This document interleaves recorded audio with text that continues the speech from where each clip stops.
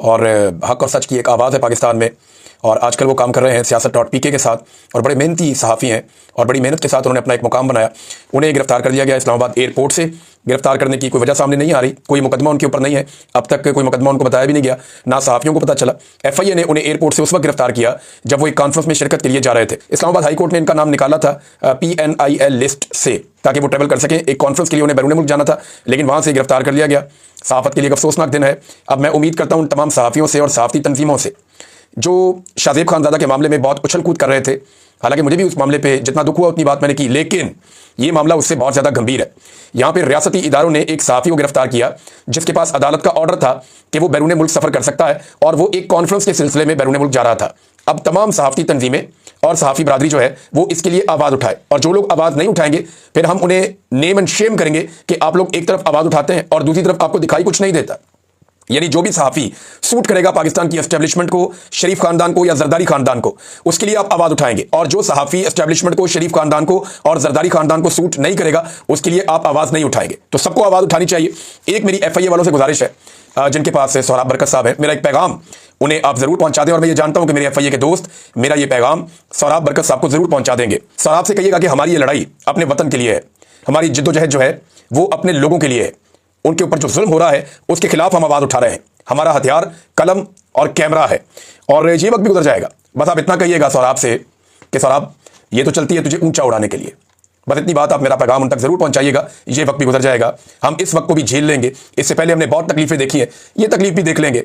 आगा Sheikh server के साथ जो जुल्म किया गया, ज्यादती की गई, और उन्हें जो दोबारा निशाना बनाया गया तशद्दुद का, एक और हमारे लाहौर से सहाफ़ी हैं उनके साथ भी ऐसा ही सलूक किया गया, ज़ईम लगारी के साथ किया गया, सिद्दीक जान साहब के साथ किया गया, मुतीउल्लाह जान साहब के साथ किया गया, और हमारे दोस्त हैं बड़े अच्छे कोर्ट रिपोर्टर हैं उनके साथ भी यही सलूक किया गया, साकिब बशीर साहब के साथ। तो ये कोई नया सिलसिला नहीं है, हम इसे लंबे अरसे से बर्दाश्त कर रहे हैं, और ये सिर्फ मैं चंद सहाफ़ियों के नाम ले पाया हूँ। बेशुमार ऐसे नाम हैं जो मेरे दिमाग में इस वक्त नहीं होंगे। पाकिस्तान को सहाफ़ियों और सहाफ़त के लिए एक बदतरीन मुल्क बनाकर इन्होंने रख दिया है, और ये पाकिस्तान की मिलिट्री एस्टेब्लिशमेंट इसके अंदर पूरी तरह से मुलव्वस है। अब आ जाए नाज़रीन एक और बड़ी खबर की तरफ, और वो जो बड़ी खबर है वो इमरान खान साहब की हिफाजत और उनकी सेहत के बारे में। सबसे पहले इंडियन मीडिया ने एक खबर चलाई कि इमरान खान साहब को जेल के अंदर कत्ल कर दिया गया। ये खबर चलाई इंडियन मीडिया ने, और इंडियन सोशल मीडिया के ऊपर ये खबर फैलाई गई। पाकिस्तान तहरीक इंसाफ के लोगों को इस पर तशवीश हुई, और फिर पता चला कि अचानक ये खबर चलना शुरू हो गई है अफगान मीडिया पे भी, खुरासान मीडिया के ऊपर और दीगर जगह के ऊपर उनकी जो वेबसाइट्स हैं उन पर खबर आ गई, और ये क्लेम किया गया कि इमरान खान साहब को मुबैना तौर पर इस खबर के मुताबिक जेल के अंदर कत्ल किया गया। अब पाकिस्तान तहरीक इंसाफ के सोशल मीडिया की जानिब से इस पर रद्द अमल आना फितरी था, लेकिन वो बहुत समझदार और बड़े मोहतात हैं, बाशऊर लोग हैं, तो उन्होंने इसको एक साजिश के तौर पर लिया। उन्होंने कहा जी ये हमें टेस्ट कर रहे हैं, हमें चेक करना चाहते हैं कि इस किस्म की खबर अगर आती है तो उसके ऊपर रद्द-ए-अमल क्या आएगा। अगर तो ऐसा कुछ किया जा रहा है तो इनको अंदाजा भी नहीं है, इनकी नस्लें तबाह हो जाएंगी। इस किस्म का मजाक करने वाले, इस तरह की हरकत करने का कोई सोचेगा भी ना तो इनकी नस्लें तबाह हो जाएंगी, हमेशा याद रखेंगे कि इन्होंने किया क्या। बहरहाल ये खबर चलवाई गई पहले इंडिया से और उसके बाद अफगानिस्तान से। पाकिस्तान तहरीक इंसाफ का इसके ऊपर आप मौक़िफ़ ले लीजिए। पहले उन्होंने कहा कि जी साबिक़ वज़ीर-ए-आज़म इमरान खान साहब की खैरियत से मुताल्लिक़ अफवाहों पर पाकिस्तान तहरीक इंसाफ का रद्द-ए-अमल और हुकूमत से मुतालबा। अफगानिस्तान और भारतीय मीडिया के प्लेटफॉर्म्स और गैर मुल्की समाजी राब्ते के अकाउंट से साबिक़ वज़ीर-ए-आज़म पाकिस्तान इमरान खान साहब की खैरियत से मुताल्लिक़ घिनौनी अफवाहें फैलाई जा रही हैं। हम हुकूमत वक्त और वज़ारत दाखिला से मुतालबा करते हैं कि इस अफवाह की फौरी और वाज़ेह तरदीद और वज़ाहत करे, और फौरी तौर पर जनाब इमरान खान साहब की फैमिली की मुलाकात करवाई जाए। चेयरमैन इमरान खान की सेहत, सलामती और मौजूदा हैसियत के बारे में सरकारी सतह पर शफाफ और बाज़ाब्ता बयान जारी किया जाए, और इस तरह की खतरनाक और हसास नौइयत की अफवाहों के फैलाव के मुहर्रिकीन की तहकीकात करके हक़ाइक़ कौम के सामने रखे जाएँ। कौम अपने कायद के बारे में किसी भी तरह की गैर यकीनी या इबहाम को बर्दाश्त नहीं करेगी। इमरान खान की सलामती, बुनियादी इंसानी हुकूक और आईनी तकाज़ों की हिफाजत हुकूमत की बराह रास्त जिम्मेदारी है। पाकिस्तान तहरीक इंसाफ आवाम को यकीन दिलाती है कि हम इन अफवाहों का सद्देबाप करने और सच सामने लाने के लिए हर कानूनी और सियासी कदम उठाएंगे। ये पाकिस्तान तहरीक इंसाफ के मरकजी शोबा इत्तलात की जानिब से मुतालबा भी सामने आया और उनका रद्द-ए-अमल भी सामने आया। अब अडियाला जेल हुकाम को फिर हुक्म दिया गया हुकूमत की जानिब से कि अफवाह बहुत फैल गई है और पाकिस्तान तहरीक इंसाफ उस पर बिलीव नहीं कर रही, जो वो चाहते थे वो नहीं हुआ। देखे ना, एक दिन पहले अफवाह फैलाएगी कि पाकिस्तान तहरीक इंसाफ के वर्कर्स ने अडियाला जेल के ऊपर हमला कर दिया, चढ़ाई कर दी, जबकि वहां मौजूद सहाफ़ियों ने कहा कि ऐसा कुछ नहीं हुआ। आज खबर ये चलवाई गई इंडियन और अफगान मीडिया के ऊपर, ये क्या खिचड़ी पका रहे हैं। इमरान खान साहब की बहनों ने तशवीश का इजहार किया। उन्होंने कहा जी हमें सख्त तशवीश है हमारे भाई की सेहत के हवाले से और उसकी सलामती के हवाले से, हमारी इमरान खान साहब से मुलाकात करवाई जाए। अब अडियाला जेल से जो पैगाम आया और उन्होंने जो बात की, उन्होंने कहा जी इमरान खान साहब जेल में मुकम्मल तौर पर सेहतमंद है, अफवाहों में कोई सदाकत नहीं है और उनका मुकम्मल ख्याल रखा जाता है, और अडियाला जेल से कहीं और मुंतकिल करने की खबर में भी कोई सदाकत नहीं है। ये जनाब जेल हुकाम ने इसके ऊपर स्टेटमेंट जारी किया। तो एक तो तरदीद आ गई। दूसरा एक चीज़ और है, ये शाहिद खटक साहब ने बताया। उन्होंने कहा जी इमरान खान साहब ने हमें पहले यह पैगाम दे दिया था कि अगर मुझे अडियाला जेल से जबरदस्ती कहीं मुंतकिल किया जाए या अडियाला जेल से मुझे कहीं मुंतकिल करने की कोशिश की जाए तो पूरे खैबर पख्तूनख्वा को फौरी तौर पर बंद कर दिया जाए। ये इमरान खान साहब का हुक्म था। इसको शाहिद खटक साहब ने बताया कि अगर मुझे शिफ्ट किया जाए तो खैबर पख्तूनख्वा को फौरी तौर पर बंद कर दिया जाए। इमरान खान साहब की जेल और उनके केसेस के हवाले से एक स्टेटमेंट जो है वो सुहेल अफरीदी साहब ने भी जारी किया और ये जो स्टेटमेंट है ये स्पेशली मंगल के दिन के हवाले से उन्होंने कहा जी हमारे जितने भी एमपीएस और एमएनएस हैं और सेनेटर्स हैं उनकी हर मंगल को इस्लामाबाद हाई कोर्ट के बाहर हाजिरी यकीनी बनाई जाए। हमारे जितने भी इमरान खान साहब के टिकट पर लोग इलेक्शन लड़े हैं, चाहे वो जीते हैं चाहे वो हारे हैं, उनकी हर मंगल को इस्लामाबाद हाई कोर्ट के बाहर मौजूदगी जरूरी है। जो वहां मौजूद नहीं होगा हम इसको नेम एंड शेम करेंगे। वहां इसलिए एहतजाज जरूरी है कि वो खान साहब के केसेस नहीं लगा रहे। 1 बजे के बाद वहां से अडियाला जेल जाएं और खान साहब की बहनों के साथ बैठें, यानी पहले जाएं अदालत में कि केसेस लगे और उसके बाद इमरान खान साहब की बहनों के साथ अडियाला जेल के बाहर जाएं और वहां उनकी बहनों के साथ बैठे। ऐसा नहीं हो सकता कि इमरान खान जेल में हो और हम उसके नाम पर मुंतकिब होने वाले घरों में आराम से बैठे रहें। सुहेल अफरीदी, ये वैसे मुशक्कत ज़्यादा करनी नहीं पड़ेगी। एक आधे हफ्ते में आसिम मुनीर साहब का प्रोग्राम मुकम्मल हो जाएगा और फिर इमरान खान साहब की मुलाकातें भी दोबारा शुरू कर दी जाएंगी। इमरान खान साहब के केसेस भी दोबारा अदालत में, जेल की जो अदालत है उसके अंदर चलना शुरू हो जाएंगे, तो चीज़ें वापस नॉर्मलाइज कर ली जाएंगी। सिर्फ आसिम मुनीर साहब अपने गोल्स या अपने टारगेट्स जो है उनको अचीव कर लें, उनकी ताहयात, इस्तिस्ना, ताहयात, मुराद और ताहयात जो चीज़ें हैं वो उनके कंट्रोल में आ जाए तो उसके बाद फिर कोई मसला नहीं है। नाज़रीन, यहाँ पे एक और ताहयात का क्योंकि जिक्र छिड़ा तो एक रिटायर्ड जज साहब हैं, जस्टिस रिटायर्ड मुशीर आलम साहब, उन्होंने एक स्टेटमेंट दिया और उनका स्टेटमेंट जो है ये बड़ा मजहबी नौयत का स्टेटमेंट है, लेकिन क्योंकि वो साबिक जज है और उन्होंने बड़ी जिम्मेदारी के साथ स्टेटमेंट दिया। उन्होंने कहा मैं ये बात कहना नहीं चाहता था लेकिन अब मैं ये बात कर रहा हूँ कि ताहयात इस्तिस्ना शिर्क के बराबर है। वैसे शिर्क वो जुर्म है जिसकी अल्लाह माफ़ी नहीं देगा। ताहयात इस्तिस्ना शिर्क के बराबर है। ये ऐसा है कि आप खुदा की बराबरी कर रहे हैं क्योंकि अल्लाह ताला की ज़ात पर सवाल नहीं उठाया जा सकता। मुझे कहा गया ऐसी बात से इज्तनाब करना चाहिए। हो सकता है हमारी तवज्जो दिलाने से वो अपनी इस्लाह कर लें। ये बात जनाब जस्टिस रिटायर्ड मुशीर आलम साहब ने की कि शायद उनके ये कहने से मामला ठीक हो जाए, लेकिन मुझे मामला कोई ठीक होते हुए दिखाई नहीं दे रहे। उसकी वजह यह है कि हुकूमत एक के बाद एक अजीबोगरीब कार्रवाइयां कर रही है। नाज़रीन, एक और खबर जो है वो तोशाखाना 2 केस के हवाले से है। उसकी समाअत भी अडियाला जेल के अंदर थी। पिछले महीने की 29 तारीख को जो है वो आखिरी समाअत की गई थी जिसे मनसूख कर दिया गया और अब एक मरतबा फिर उसी केस की समाअत अडियाला जेल के अंदर होनी थी, बुशरा बीबी की और इमरान खान साहब की, लेकिन उसे मनसूख कर दिया गया है और अगली तारीख अब बाद में बताई जाएगी। वकला को आगाह कर दिया कि जेल आने की कोई जरूरत नहीं है, कोई समाअत नहीं होगी। तो ये नाज़रीन सूरत हाल है। अब आज क्योंकि जुमेरात का दिन है, आज के दिन में एक दफ़ा फिर पाकिस्तान तहरीक इंसाफ के लोग जाएंगे अडियाला जेल में मुलाकात के लिए। सुहेल अफरीदी अगर गए तो ये 8वीं मरतबा अदालती ऑर्डर लेकर इमरान खान साहब से मुलाकात करने जाएंगे और अगर मुलाकात ना करवाई गई तो तवातर के साथ 8 मरतबा वज़ीर आला खैबर पख्तूनख्वा अपने लीडर से मुलाकात के बगैर वापस आएगा। एक तो हाईकोर्ट में इमरान खान साहब के केसेस नहीं लगते, दूसरा केसेस ना लगाने के पीछे आपको पता है पहले आमिर फारूक साहब थे, अब डोगर कोर्ट बन गई है, सरफराज डोगर साहब आ गए हैं, तो ऐसे इंसाफ थोड़ी मिलेगा इमरान खान साहब को। पूरा का पूरा अदलिया का निज़ामी एस्टेब्लिशमेंट ने अपने कंट्रोल में कर लिया है और अब अदलिया जो है वो एक मातहत इदारा बन के रह गया है। आज़ाद अदलिया पाकिस्तान में नहीं है और ये एक हकीकत है। नाज़रीन, मियां नवाज शरीफ साहब को हवा लगवाई गई, धूप लगवाई गई, जैसे कि हमारे पंजाब के अंदर या पाकिस्तान के अंदर खवातीन नवंबर के महीने में और अक्टूबर के महीने में पुरानी रज़ाइयाँ निकालती हैं पेटियों में से, उनको जनाब धूप लगवाई जाती है, उनके अंदर जो बोश हो वो मर जाए, ज़रा उनको धूप लगवाई जाती है, उनको हवा लगवाई जाती है।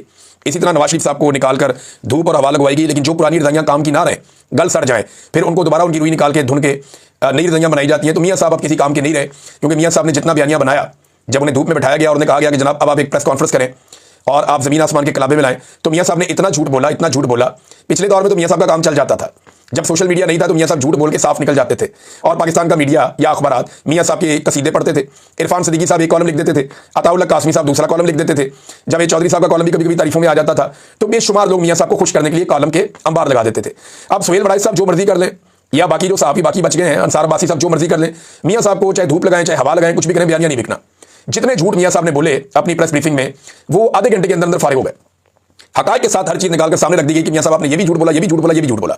तो अब मियाँ साहब का कद मजीद छोटा हो गया इस प्रेस कॉन्फ्रेंस के बाद, या ये मीडिया टॉक जो मियाँ साहब के सामने आई, इसके बाद बजाय इसके कि उनका कद बढ़ता, उनका कद मजीद छोटा हो गया। और झूठ मियाँ साहब ने इतने बोले हैं, हालांकि पाकिस्तान के अंदर कह रहे खुशहाली आ रही है, इधर बेरोजगारी बढ़ रही है। सरकारी आदादोशुमार या सरकारी रिपोर्ट के मुताबिक 14 लाख मजीद पाकिस्तानी बेरोजगार हो गए हैं पाकिस्तान में। अच्छा, इनमें ना ये 3 साल के अंदर लगभग कोई 30 लाख पाकिस्तानी पाकिस्तान छोड़कर पाकिस्तान से बाहर भी जा चुके हैं। अगर आप उन पाकिस्तानियों को भी शामिल कर देना, अगर वो बाहर ना जाते तो 30 लाख वो और 14 लाख ये, तो अब तक कोई 40 लाख से ऊपर जो है पाकिस्तानी बेरोजगार हो जाने थे। 21 साल का रिकॉर्ड तोड़ दिया शहबाज शरीफ ने पाकिस्तान में बेरोजगारी का। इन्वेस्टमेंट का 50 साल का रिकॉर्ड शहबाज शरीफ ने और आसिम मुनीर साहब ने मिलकर तोड़ा, और बेरोजगारी का 21 साल का रिकॉर्ड शहबाज शरीफ ने और आसिम मुनीर साहब ने मिलकर तोड़ा, और गुर्बत का रिकॉर्ड भी पाकिस्तान का आसिम मुनीर साहब ने और शहबाज शरीफ साहब ने मिलकर तोड़ दिया। पाकिस्तान में बदमनी का रिकॉर्ड भी इन्होंने मिलकर तोड़ दिया। तो पाकिस्तान के अंदर कौन सा ऐसा बुरा रिकॉर्ड है जो ये दोनों लोगों का कॉम्बिनेशन नहीं बना रहा? आसिम मुनीर साहब हो या शहबाज शरीफ साहब हो, ये दोनों रिस्पॉन्सिबल है इस बुरी सूरत हाल के, और इसके ऊपर इनको बजाय कि पशेमानी हो। आपको मैं एक अजीबोगरीब चीज दिखाता हूँ, ये जरा एक ट्वीट देखें, ये एक साहब ने की हुई है और इसके अंदर ये देखें, फयाज शाह साहब ने जिन्होंने ट्वीट किया। पर ये पाकिस्तान में एटीएम से पैसे निकलवाने पर थैंक यू की जगह ये देखने को मिलता है। ये देखें, ये तस्वीर आ जाती है आसिम मुनीर साहब की। शुक्रिया के बजाय आसिम मुनीर साहब का फोटो आ जाता है और उस पर अल्हम्दुलिल्लाह लिखा हुआ होता है। ये मुझे समझ नहीं आ रही कि पूरी दुनिया में क्या ऐसे होता है कि आप एटीएम से पैसे निकलवाएं, आपको तो थैंक यू करते हैं, बस अल्लाह हाफिज़। इसके बाद थैंक यू के बाद फील्ड मार्शल आसिम मुनीर साहब का यानी आर्मी चीफ का फोटो आ जाता है। भाई आर्मी चीफ का एटीएम मशीन के साथ क्या काम है, या उनका फोटो जो है वो एटीएम से पैसे निकालने के बाद क्यों सामने लाकर दिखाया जाता है? मुझे बात समझ नहीं आ रही। क्या ये काम दुनिया के किसी और मुल्क में होता है? इंडिया में होता है, बांग्लादेश में होता है, नेपाल में होता है, भूटान में होता है, ईरान में होता है, इराक में होता है, अजरबैजान में होता है, आर्मीनिया में होता है, जॉर्जिया में होता है, इंडोनेशिया में या मलेशिया में होता है, पूरे यूरोप के किसी मुल्क में होता है, अमेरिका में होता है, ऑस्ट्रेलिया में, न्यूजीलैंड में, जापान में, चीन में, रशिया में। और भाई दुनिया का कौन सा मुल्क है जहां पर आप एटीएम से पैसे निकलवाएं तो शुक्रिया के बजाय आपके सामने आर्मी चीफ का फोटो आ जाए? ये कहां होता है? अब ये सवाल उठाया गया, सवाल तो जायज है। अब बजाय इसके कि पब्लिक को कंपनसेट किया जाता, पब्लिक को जो है वो इरिटेट किया जाता है, और जो लोग रिस्पॉन्सिबल हैं पाकिस्तान की मईशत की तबाही के, लोगों को ये बताया जाता है बार बार कि ये पाकिस्तान के अन्नदाता हैं और यही पाकिस्तान को बचाएंगे। और आप इस सिस्टम की संगदिली का अंदाजा करें कि पीपल्स पार्टी इस सिस्टम का साथ दे रही है, पूरी तरह से साथ दे रही है, और साथ साथ ये भी कहती है कि हम तो बहुत जमहूरी हैं। तो पीपल्स पार्टी को जो है वो बार बार ये बताना पड़ता है कि जनाब आप बिल्कुल जमहूरी नहीं है। नदीम अफजल चंद साहब ने स्टेटमेंट दिया, क्योंकि बाद में नदीम अफजल चंद साहब ने, कमरुद्दीन कायरा साहब ने, और हमारे एक बड़े अच्छे दोस्त हैं चौधरी साहब कसूर से, इन सब ने इनकलाबी बन जाना है पंजाब से, और कुछ लोग सिंध से भी इनकलाबी बन जाएंगे। लिहाजा पीपल्स पार्टी का रिकॉर्ड सीधा रखना बहुत जरूरी है। हमारे ऊपर बाबा निजामुद्दीन का दबाव है, निजामुद्दीन का दबाव। निजामुद्दीन का लफ्ज शहबाज गिल साहब ने गालिबन इजाद किया था। ये आर्मी चीफ को निजामुद्दीन कहते हैं, चौधरी निजामुद्दीन या इस तरह का नाम है।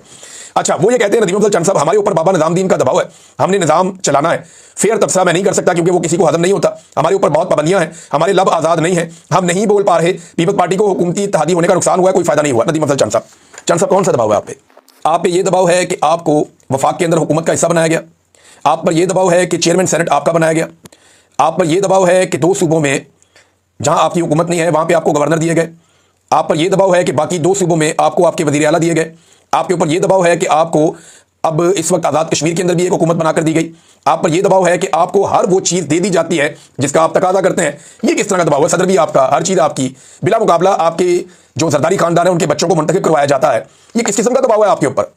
चंद साहब, आप इस सारी बेशर्मी और इस सारी ढिठाई, इस सारी फस्तायत, जुल्म, जबर और जो फस्तायत हुई पाकिस्तान में, आप इसका हिस्सा हैं, आप हर जुल्म का हिस्सा हैं। और बिलावल का वो स्टेटमेंट हम ना भूलेंगे, ना भूलने देंगे पाकिस्तानियों को, जिसमें बिलावल ने कहा था कि ब्रूट मेजॉरिटी, जब आईनी तरमीम की जा रही थी अदलिया को ज़बह करने के लिए और फील्ड मार्शल को और सदर पाकिस्तान को ताहयात इस्तिस्ना और मुराद देने के लिए, उस वक्त बिलावल क्या काम कर रहा था? ब्रूट मेजॉरिटी, डंडे वाली जमहूरियत।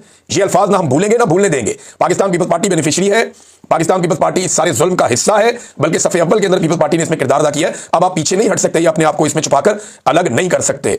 नाज़रीन, ओवरसीज पाकिस्तानी जो है वो भी काफ़ी काम कर रहे हैं। ये क्योंकि बहुत ज़्यादा एहतजाज हुआ 26 नवंबर को, जो कत्लेआम हुआ था गुज़िश्ता साल, उसको लेकर, और अभी एक यौम तासीस मनाया जा रहा है ISF UK की जानिब से। 28 नवंबर को यौम तासीस है, और इसके प्रोग्राम के अंदर जो है वो ये भी शामिल है कि गोली क्यों चलाई। तो पाकिस्तान तहरीक इंसाफ जो है वो एक्टिवली चीज़ें कर रही है, और ये जो प्रोग्राम होने जा रहा है पाकिस्तान तहरीक इंसाफ की जानिब से, ये प्रोग्राम लंदन में होगा 28 नवंबर को, और इसके और ये ISF करेगी, यानी ISF अब लीड लेना शुरू हो गई है जब से उनका वज़ीर आला बना और उनके कुछ वज़रा सामने आए हैं। एक और नाज़रीन खबर है, वो ये है कि Tom Lantus human rights commission है अमेरिका का, ये बड़ा तगड़ा है जी, इसकी बात पूरी दुनिया में सुनी जाती है। इन्होंने भी एक ट्वीट किया है अभी, और इसमें उन्होंने कहा जी कि 1 year ago today Pakistani security forces unleashed terrible violence against protesters in Islamabad, killing more than a dozen people and injuring many more. Thousands were arbitrarily detained. Thorough independent investigations must be conducted and justice served. ये कह रहे हैं जनाब कि 1 साल पहले पाकिस्तान के अंदर सिक्योरिटी फोर्सेज ने बड़ा टेरिबल किस्म का एक वायलेंस अटैक किया था एहतजाज करने वालों के ऊपर, जिसमें 1 दर्जन से ज़्यादा लोग कत्ल हो गए थे और बहुत सारे लोग जख्मी हो गए थे। हज़ारों लोगों को गैर कानूनी तौर पे हिरासत में ले लिया गया था। एक थॉरो इन्वेस्टिगेशन होनी चाहिए एक इस सारे मामले के ऊपर, और इसमें इंसाफ फराहम किया जाना चाहिए। इन्होंने एक मरतबा फिर इंसाफ के लिए आवाज़ उठाई है, Tom Lantus human right commission, और ये अमेरिका का एक बड़ा तगड़ा कमीशन है, इसकी आवाज़ पूरी दुनिया में सुनी जाती है और इसका दबाव भी बहुत आता है। नाज़रीन, इस वीलॉग को यहाँ खत्म करते हैं, नेक्स्ट वीलॉग में मजीद बातचीत करेंगे। अब तक इतनी अपना ख्याल रखिएगा, अपने चैनल का भी। अल्लाह हाफ़िज़।